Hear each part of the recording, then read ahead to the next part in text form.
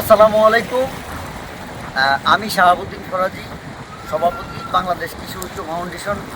আমি যেখানে দাঁড়িয়ে আছি এটা হচ্ছে মেঘনার পাড়। আমি মেঘনা পাড়ে দাঁড়িয়ে একটু কথা বলছি।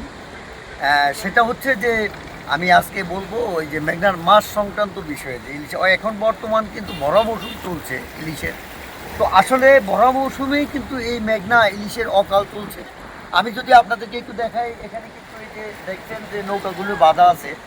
এই বাঁধা থাকার একটা কারণ হলো এখন কিন্তু জেলেদের মাছ ধরা নিয়ে ব্যস্ত থাকার কথা এই মেঘনা, কিন্তু ইলিশ শূন্য মেঘনা। তাই নদীর জেলেরা কিন্তু নদীতে গেলে তারা কিন্তু ওই কাঙ্ক্ষিত তাদের যে খরচ সেটা উঠছে না, বিধায় তারা নদীতে যাচ্ছে না।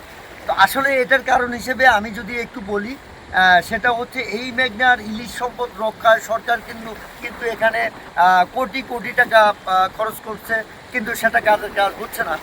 যেমন এই মেঘনার যে ইলিশ সম্পদ যেটা নষ্টের জন্য যে জিনিসটা দায়ী, সেটা হচ্ছে আমি বলবো যদি আপনার সেই বঙ্গোপসাগরের মোহনা থেকে পুরো মেঘনা জুড়ে রয়েছে অসংখ্য যেটাকে বলা হয়ে থাকে যে বেহুন্দি।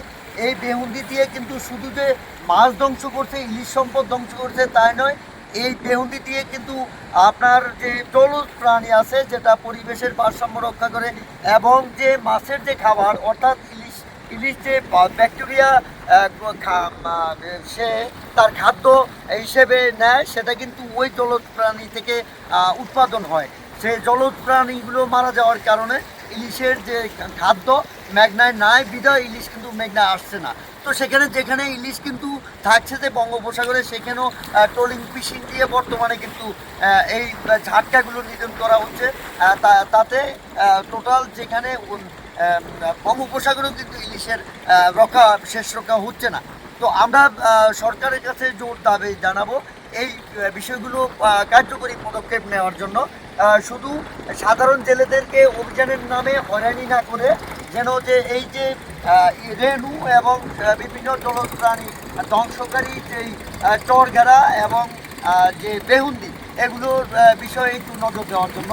তদ্রূপ আমি আরেকটা বিষয় যেটা বলবো যে এই ইলিশের মতোই যে বালু উত্তোলনের যে বিষয়টা, হ্যাঁ বালু উত্তোলন করবে, সেটা হচ্ছে যে একটা পরিকল্পিত, অর্থাৎ নদী যেখান দিয়ে বালু উত্তোলন করলে সেখানে তীর সংরক্ষণ, তীর ভাঙবে না, তীরের কোনো সমস্যা হবে না।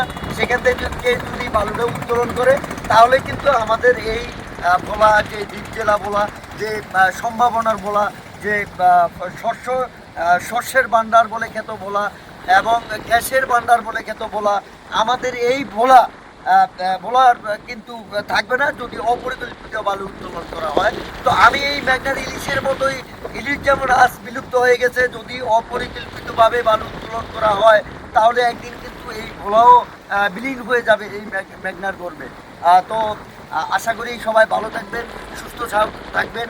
আবার কোনো এক সময় আপনাদের সামনে আসবো। ধন্যবাদ সবাইকে। আসসালামু আলাইকুম।